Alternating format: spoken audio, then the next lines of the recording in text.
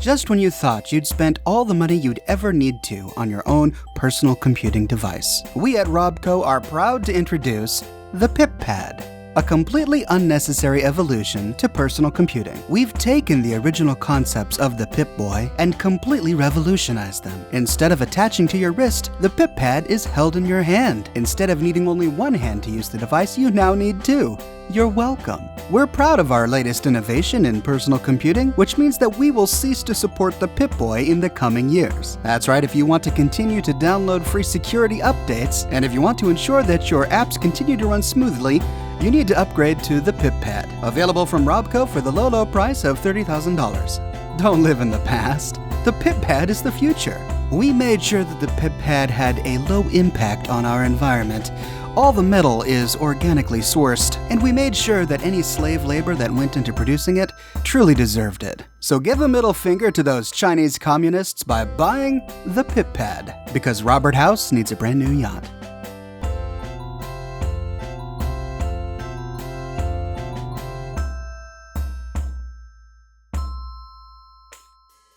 Hey there, ladies and gentlemen, this is Oxhorn, and all jokes aside, the pip-pad is a brand new mod by pimcrew.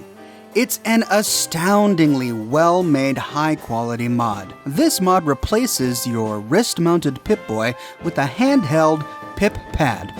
All of the art assets have been made completely from scratch. It has brand new meshes, brand new textures, and it is gorgeous. It's also lore-friendly. That's right, the pip-pad has a special place in the Fallout universe. Years ago, Interplay toyed with the idea of making a new Fallout game called Project V13. V13 was a codename for Fallout Online. It was originally designed to be an online MMO-type Fallout game. Interplay ran into some troubles developing this game, and the idea of Project V13 transitioned into a strategy game. This version of Project V13 also never came to be, but they did get pretty far along in the design and brainstorming of the game, to the point that it did have a website, and the creators came out with a bunch of art assets.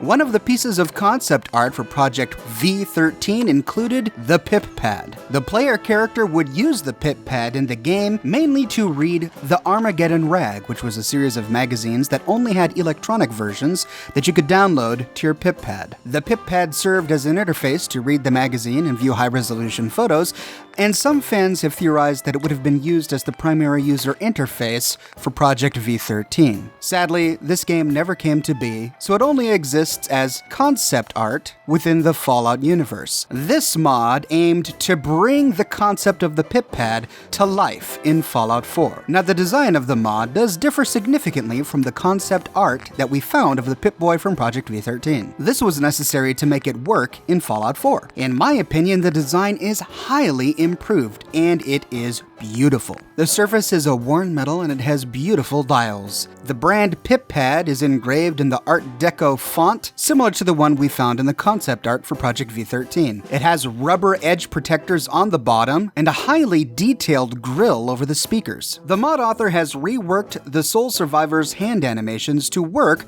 with the pip-pad, which I think is quite an astounding feat. The hands look and feel natural, and as you navigate the pip-pad, it flips through the dials just like it would on the Pip-Boy. It's also compatible with many of the user interface mods you might have installed for your Pip-Boy. For example, in this version, I have a map mod installed that makes my map look like a satellite world map, and that's compatible with the Pip-Pad. You can see it here on the Pip-Pad. It also plays holotapes just like the Pip-Boy, and it includes a unique animation. Here I am loading a holotape into my Pip-Pad, and the screen pops up just like it normally would on the Pip-Boy. I also really like how the Pip-Pad looks at night. The dials and the screen have a realistic glow at nighttime, which add to its realism. Now, I did read on the mod description page that it may make some of the characters' clothing in the game look strange, because some of the clothing in the game has been specially modified to fit the Pip-Boy. The left arm on some of the clothing, for example, is missing the sleeve to accommodate the Pip-Boy. I tested a few different outfits, including some outfits from mods and the Minuteman costume, costume,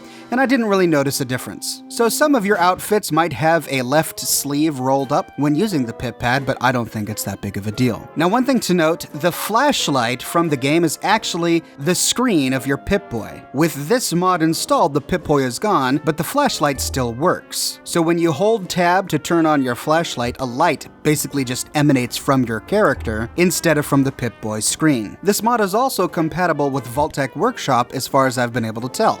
I went to my vault and I checked out my settlers whom I dressed up in their own Pip-Boys, and they continued to use their Pip-Boys like normal. This mod does not appear to overwrite any of the Pip-Boys that came from Vault-Tec Workshop. The mod author recommends that you only install this mod after having already left Vault 111, but they provide some troubleshooting tips for those of you who installed it just before starting a new gameplay. So I encourage you to read the mod's description if you run into any problems. So there you go, ladies and gentlemen, that is the Pip-Pad. One of the things I love about the modding community for Fallout 4 is the nearly unlimited creativity that comes from modders. This is a prime example. I never even knew that I needed the Pip-Pad until I saw this mod pop up, and now, of course, I do. I provide a link to the Pip-Pad in the description below if you want to check it out, and share your thoughts about the Pip-Pad in the comments below. If you like the Pip-Pad, consider endorsing the mod and donating to the author. Mod authors live off of your donations. And if you like what I do and you want to support me in a more personal way, consider becoming one of my patrons on Patreon.